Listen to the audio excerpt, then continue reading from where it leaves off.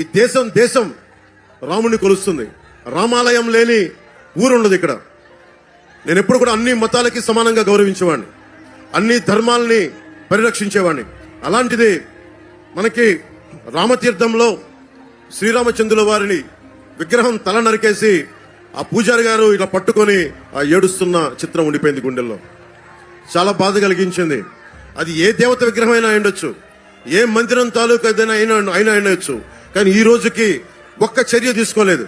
దానికి కారణం ఏంటి?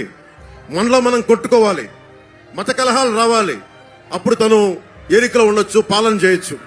ఇది పోవాలి అంటే మనకి లా అండ్ ఆర్డర్ ని బలంగా చూసుకునే ప్రభుత్వాలు కావాలి. ఇలాంటి దుర్ఘటనలు ఒకటి కాదు, రెండు కాదు, 240 పైచిలకు దుర్ఘటనలు దేవాలయాల మీద దాడులు జరిగినాయి. ఇది ఆపకపోతే మనలో మనం కొట్టుకునే పరిస్థితి. అపోహ, దొంగని పట్టుకోకపోతే నువ్వు చేశారా వాళ్ళు చేశారని చెప్పి మనలో మనం కొట్టుకునే పరిస్థితి.